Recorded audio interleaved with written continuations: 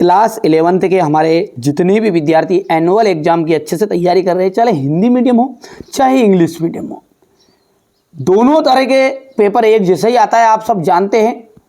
Font चाहे कैसे ही होगा, पर लेकिन ऐसे क्वेश्चन मैं आपको बता रहा हूं, सेलेक्टेड क्वेश्चन है ना। बहुत सारे बच्चे क्या है, अलग अलग तरीके के पेपर आते हैं, इस तरह का पेपर देख लेते हैं, नहीं ये वो ऐसा नहीं आ रहा है, तो ये तो खत्म है। तो मैंने ये नहीं बताया कि ये रियल पेपर है बेटा, मैं बता रहा हूं कि सेलेक्टेड क्वेश्चन मैं बताऊंगा जो आपको एग्जाम हॉल में देखने को मिलेंगे।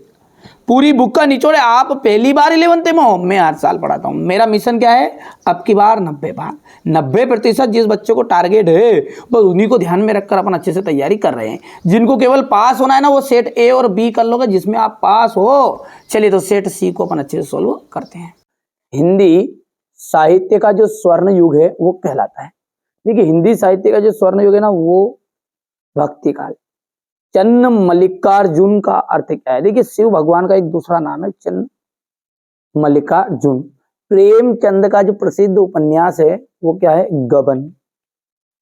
शास्त्रीय कलाओं का मूलाधार है लोक कला। भारत में छपने वाला अखबार था, तो भारत में छपने वाला अखबार है बंगाल गजट। रचना के अनुसार वाक्य के भेद होते हैं। रचना के अनुसार वाक्य के 3 भेद हैं। अब देखिए, आपका जाएगा अगला रिक्त स्थान। ठीक है, क्वेश्चन नंबर 2 में क्या है? रिक्त स्थान है। राजनीतिज्ञ जो है जनता को बड़े बड़े सपने दिखाते हैं, तो यहां पर आ जाएगा बड़े बड़े सपने। गीत फरोश कविता के रचिता कौन है? भवानी प्रसाद मिश्र है। तो भवानी प्रसाद मिश्र।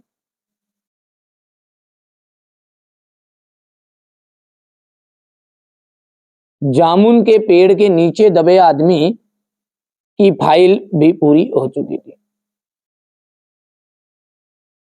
मध्य प्रदेश में डिडेस की गुफाएं शैल चित्रों के लिए जानी जाती है। भीम बेटका।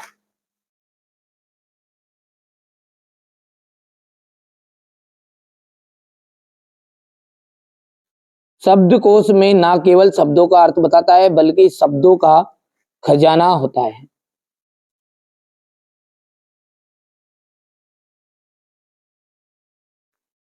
डिडेस के 2 भेद है, महाकाव्य और खंड काव्य, प्रबंध काव्य के।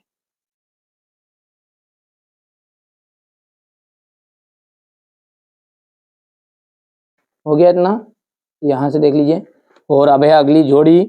जोड़ी में क्या बता रहा है आपको? ध्यान से देखो आप, तो है ना। बोल रहा है पहला कि मुतमईन, इसका आ जाएगा आपका आश्वस्त। भारत माता का आ जाएगा आपका यहां से जवाहरलाल नेहरू। खडेरों की दानी 120 कुइयां। ठीक है। सरकारी पत्र का जाएगा आपका औपचारिक पत्र। खंड काव्य का जाएगा पंचवटी। संक्षेपण पूर्णता, संक्षिप्तता, स्पष्टता और शुद्धता। संक्षेपण हो गया है। इसके बाद में आपका जाएगा ये अनुच्छेद। अनुच्छेद क्या है? एक लघु निबंध कहते हैं अनुच्छेद। हो गया भैया। यदि हम बात करें बिहारी सतसई किस काल की रचना है? बिहारी सतसई जो है ना, वो है रीति काल की रचना। रीति काल। ठीक है।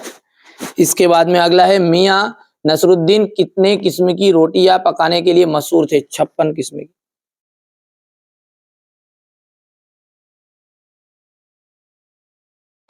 धूप का कोटि करने वाले लोकगीत भारत से किस प्रांत के हैं? पंजाब में।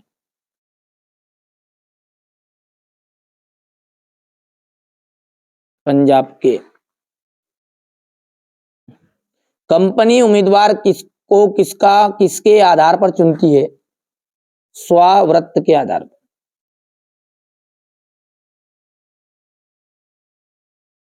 दसवां रस कौन सा माना गया है? 10वां रस है वात्सल्य रस।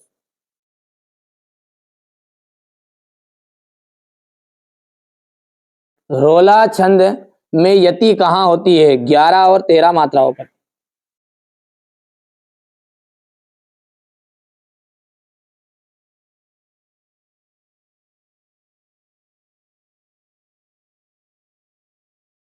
युग्म का जो अर्थ है वो क्या है? युग्म का मतलब होता है जोड़ा। अब आगे है आपका सत्य और असत्य। पहला जो है ना वो आपका असत्य रहेगा, दूसरा आप पढ़ लीजिएगा थोड़ा सा, क्योंकि अपन नोट्स भी आगे पूरे देखने हैं। यहाँ पर असत्य रहेगा ये, इसके बाद में ये आपका असत्य रहेगा। रस को काव्य की आत्मा कहा जाता है, बिल्कुल राइट बात है। और ये सारे के सारे निपात शब्द ही के उदाहरण है, हाथों भी। ठीक है, आगे बढ़ते हैं और अगला क्वेश्चन क्या देखते हैं। प्रगतिवादी कविता की कोई दो विशेषताएं लिखिए। हो गया, भारतेंदु युग की प्रवृत्तियां बत लिखिएगा। यदि चंपा पढ़ी लिखी होती तो उसे तो कवि से कैसे बात करती, उसे पता होता। ये सारे जो क्वेश्चन है इनका अपन सॉल्यूशन देखते हैं। बढ़िया से पेपर को करते हैं साइड में, बढ़िया से, है ना। चलिए तो सॉल्यूशन देखते हैं अपन, है ना। ये यहाँ पर ये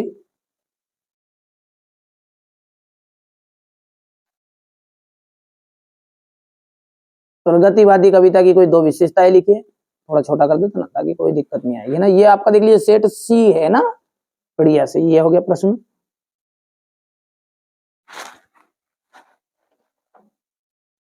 इसके बाद में यहां से ये क्वेश्चन नंबर 4, इसके अथवा का है भारतेंदु युग की प्रवृत्ति आपको बतानी है।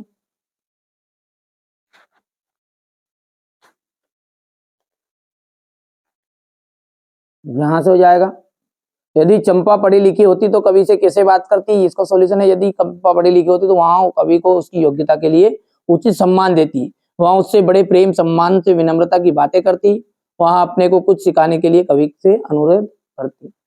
देखिए यहाँ तो आ गया है,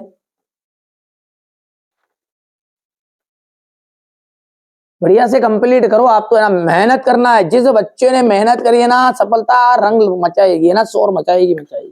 ठीक है, रंग लाएगी लाएगी, है ना भैया। यहाँ से देखिए आप कहानीकार और प्रमुख कहानी उनकी, ये इसका अथवा है। कहानी और उपन्यास में अंतर हो गया। इसके बाद में यहां से देख सकते हैं आप, ये क्वेश्चन नंबर 9 है।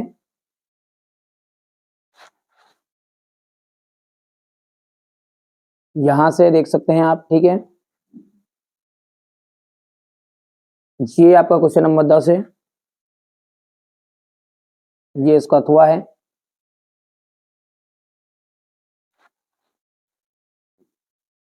ये यहां से क्वेश्चन नंबर 11 है। यहां से क्वेश्चन नंबर 11 का अथवा। ये क्वेश्चन 12 है, हो गया इतना। रोला छंद की परिभाषा उदाहरण से देनी है। व्यंजना शब्द शक्ति को उदाहरण के द्वारा समझाना है। ठीक है, इसके बाद में आपका अगला है, यहां से आप देख सकते हैं ये क्वेश्चन नंबर 13 हो गया। यहाँ इसका अथवा है, ये इसका अथवा हो गया क्वेश्चन नंबर 14।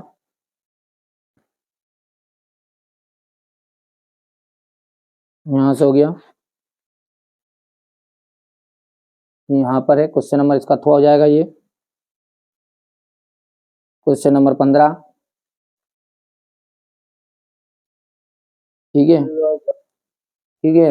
इसके बाद में यहाँ से आगे की बात करें अपन तो यहाँ पर देख सकते हैं ये क्वेश्चन नंबर 18 है आपका, है ना।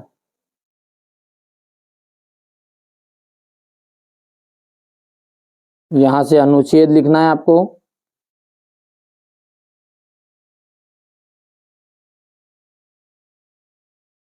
और ये क्वेश्चन नंबर 19 जो है ना, ये अभी बच्चों ने कंप्लीट नहीं कराया था। प्रश्न में आपको बता देता हूँ, यहाँ से पहले तो आप प्रश्न का स्क्रीनशॉट लो, है ना। तो चीजें उसकी टूट गई है तो उनको मैं ना सॉल्यूशन दे दूंगा अगले वीडियो में पूरा, है ना। आप तो बढ़िया से कंप्लीट करना भाई, है ना। ये देखिएगा,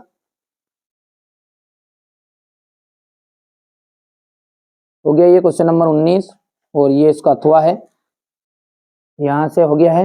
अब क्वेश्चन नंबर ये 20 स्क्रीनशॉट ले लो। इसके बाद में यहाँ से देखिए ये क्वेश्चन नंबर 20 तो हो गया था, ये 21 है,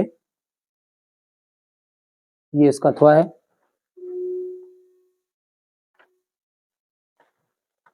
ये क्वेश्चन नंबर 22 और ये 23 है।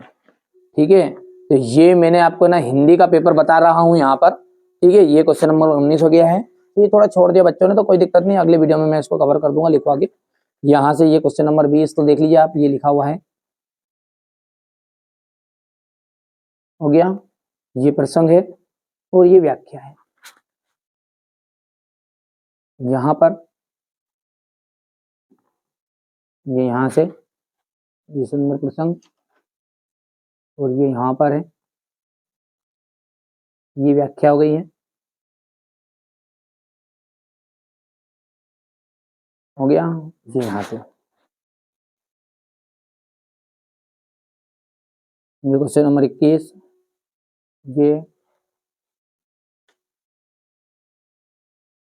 ये व्याख्या है।